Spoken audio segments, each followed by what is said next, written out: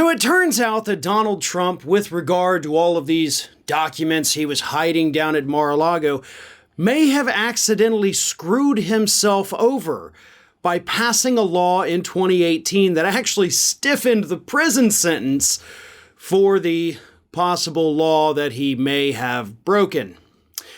Here's what happened. In 2018, Donald Trump signed a law that increased the penalties, basically made it a firm felony instead of, depending on how you plead, maybe you get a misdemeanor, made it a firm felony with up to 5 years in prison for the mishandling or improper storage or retention of classified information from the United States government.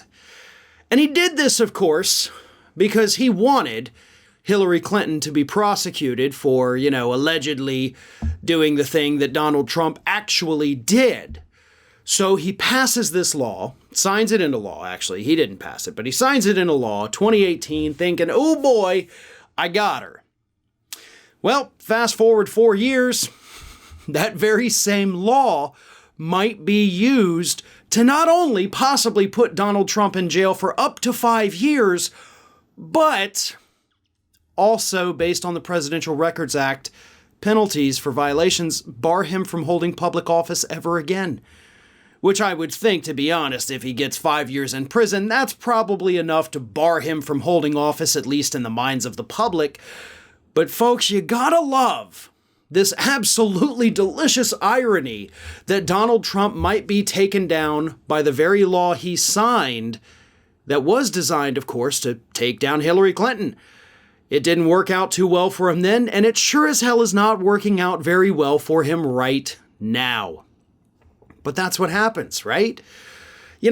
What's funny about all of this, of course, is Republicans out there claiming that they're weaponizing the justice system to take down their political enemies. But now that, again, the dust is settling on this whole story, we're finding out more and more each day, it looks like Donald Trump was actually the one attempting to weaponize justice in the United States in order to take down his political enemy, who at the time, of course, was Hillary Clinton. Now, that political enemies list has, of course, grown over the years, but so far the one who seems to be paying the actual price for it is Trump himself. He thought he had a gotcha moment. He thought, oh boy, we're going to take you down, Hillary.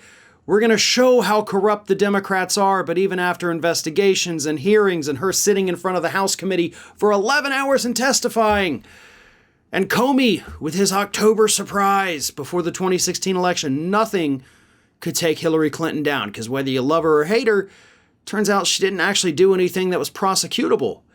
Trump, on the other hand, thanks partly again to his own actions, may have done something very prosecutable, which is, of course, the mishandling and improper retention of potentially classified information.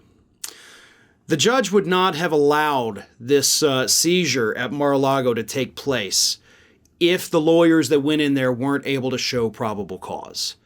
And that's really what's at the heart of all of this. You can be mad at the FBI if you want. You can, rail against all the law enforcement agencies. But at the end of the day, we have a system of checks and balances in place. And most of the time it works pretty well.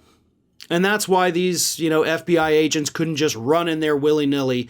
It wasn't just Merrick Garland saying, screw it, go down to Mar-a-Lago, here's a plane ticket. This was cautious. This was thorough.